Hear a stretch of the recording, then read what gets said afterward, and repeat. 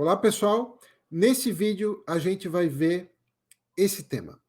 Por que é importante divulgar a consideração por todos os seres sencientes e a preocupação com o futuro? Nós vamos começar discutindo o seguinte: por que a maneira como afetaremos os seres sencientes futuros é pouco discutida? Então, só começando com uma constatação, né? A reflexão sobre como nossas decisões podem afetar os seres sencientes futuros é ainda pouco discutida. E isso se deve, em parte, a o que eu estou chamando de negligência dupla. Por um lado, dada a vigência do especismo, nas poucas vezes em que o efeito de nossas decisões sobre o longo prazo é discutida, geralmente não é levado em conta o impacto sobre quem não é humano. Normalmente, só se discute, né, o impacto sobre humanos. E, por outro lado, dada a negligência sobre o longo prazo, quem considera todos os seres sencientes costuma negligenciar o impacto de suas decisões sobre os seres sencientes do futuro.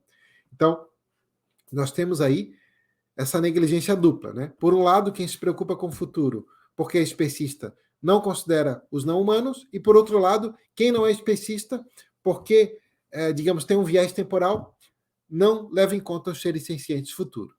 Então, uma maneira de combater essa negligência dupla é defender a importância da consideração por todos os seres sencientes e também a importância do futuro em longo prazo. Então, vamos ver esses dois aspectos. Primeiro, por que é importante promover a consideração por todos os seres sencientes?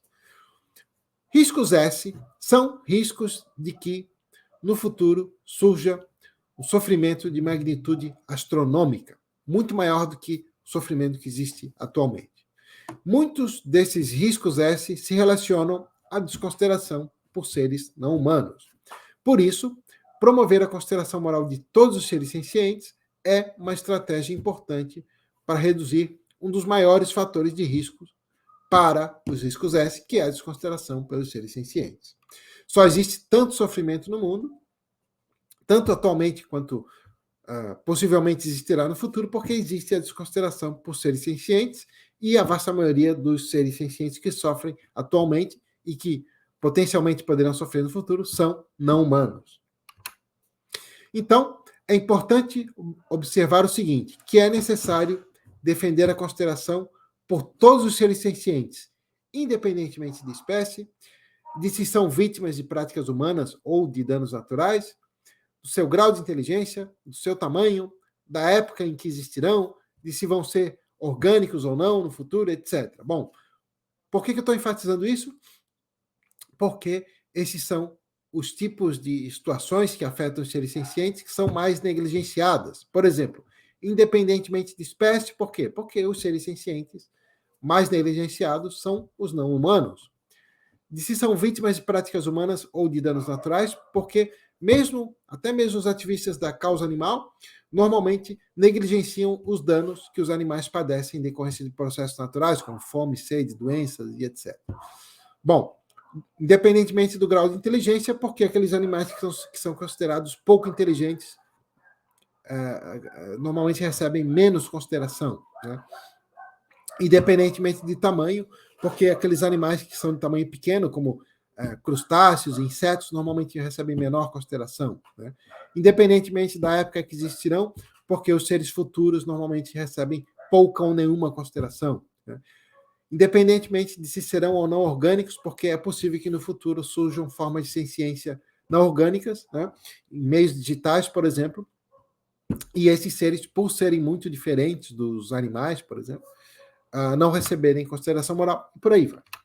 Bom, quais são os riscos que temos que levar em conta ao defendermos a consideração pelos seres sencientes? Bom, assim como ocorre com toda estratégia, a defesa da consideração por todos os seres sencientes também apresenta riscos.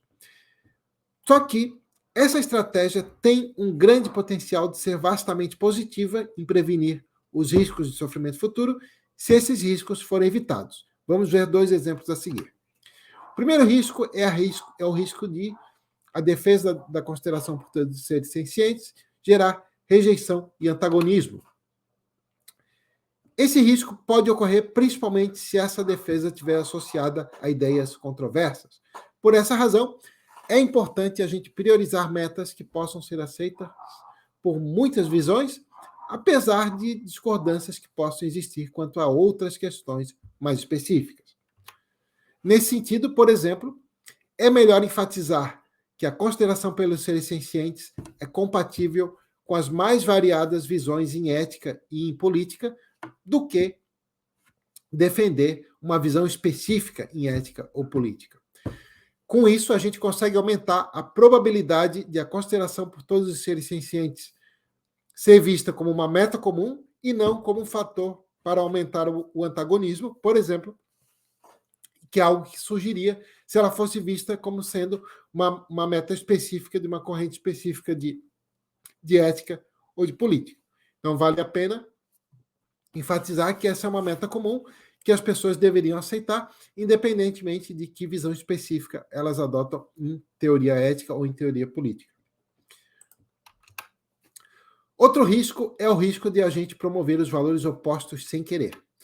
Frequentemente, agora um exemplo, né? Frequentemente, ativistas da causa animal usam argumentos antropocêntricos ou ambientalistas para tentar convencer as pessoas a pararem de contribuir com a exploração animal. Né?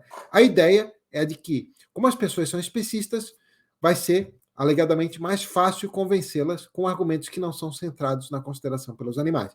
Quando se diz, por exemplo, né, não consuma produtos de origem animal por conta do impacto ambiental que a produção de produtos de origem animal tem, ou porque não consuma produtos de origem animal porque pode ser melhor para a sua saúde e assim por diante. Bom, essa estratégia, por vezes, é defendida apontando-se que muitas pessoas defendem o especismo não porque elas acreditam que o especismo está correto, e sim porque elas gostam dos produtos da exploração animal.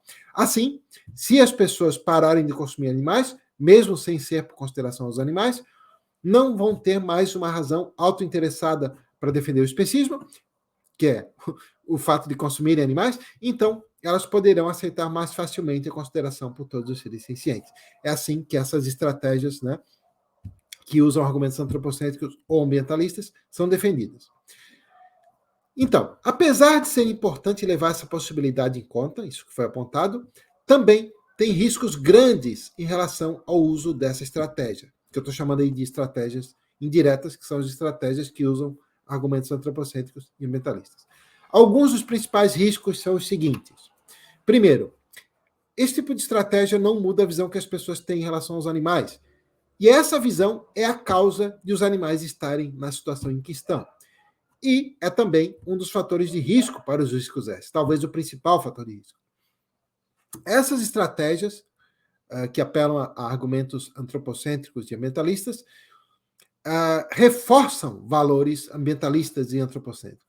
E isso, por sua vez, é outro fator de risco para os riscos S, porque pode influenciar as pessoas a não quererem prevenir riscos S, porque se elas não se importam com os animais, elas não vão ligar para isso.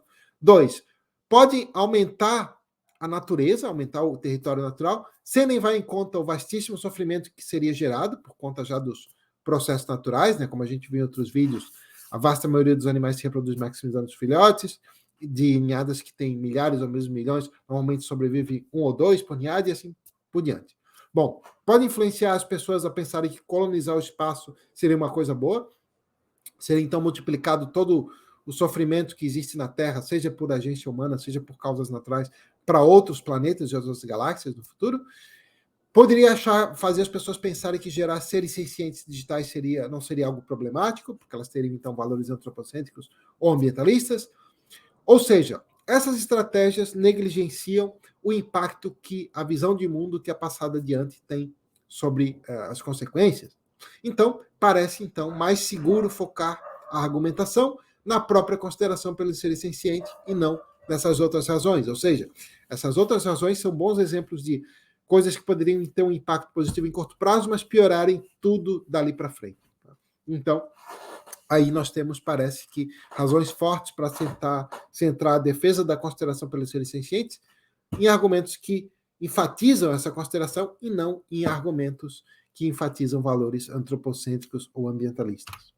Bom, agora falamos até então da importância de se promover a consideração por todos os seres sencientes, independentemente da época em que existirão, independentemente de se serão vítimas de práticas humanas ou de processos naturais, e assim por diante. E agora, vamos falar da importância de promover a preocupação com os riscos S e com o futuro em longo prazo. Bom, o que vimos até agora mostra a importância de se promover a consideração por todos os seres sencientes. Outra estratégia essencial é promover a preocupação com o futuro em longo prazo e com evitar riscos S, que são aí os riscos de sofrimento de magnitude gigantesca no futuro. Então, isso envolveria aumentar o grau com que as pessoas e os movimentos sociais são motivados a reduzir os riscos S e que são capazes de fazê-lo. Então, precisaria criar tanto a motivação quanto a capacidade. Especialmente em relação ao último ponto, capacidade, é essencial os ativistas manterem a mente aberta e que queiram sempre aprender mais, pois todos nós podemos estar enganados quanto a muitas coisas. Por exemplo, a maioria dos ativistas da causa animal até agora deu pouca atenção ao sofrimento dos animais selvagens, à vasta quantidade de invertebrados, ao futuro em longo prazo, à possibilidade de ciência não orgânica no futuro e assim por diante. São tópicos muito urgentes de começar a ser discutidos e que são altamente negligenciados. Então, é muito provável que existam muitas outras coisas importantes que ninguém percebeu até agora. Por isso, é importante a revisão constante de nossas visões, não só sobre estratégias, mas sobre prioridades, sobre valores e assim por diante. Conclusão. Aumentar a consideração pelos seres sencientes e a preocupação com o futuro e longo prazo tem um grande potencial para reduzir os riscos S se for feita com cuidado. Isso não significa, contudo, que não possam existir outras estratégias tão cruciais ou até mesmo mais cruciais do que essa. Para descobrir se esse é ou não o caso, o que a gente vai ter que fazer? A gente vai ter que comparar o tempo que seria necessário para esses valores, centrados na consideração por todos os seres sencientes, serem assimilados em larga escala com o grau de eficácia de outras estratégias, outras intervenções, durante o mesmo período de tempo. Infelizmente, atualmente, a gente não tem esses dados. A gente simplesmente não sabe, no estágio atual, qual é a maneira mais eficiente de prevenir os riscos S. Por isso, a importância crucial de a gente manter uma atitude de mente aberta e mudar de posição diante de novas evidências. Então, esse foi o assunto desse vídeo e nós continuaremos a discutir essas questões nos próximos vídeos. É isso, pessoal. Obrigado, um abraço.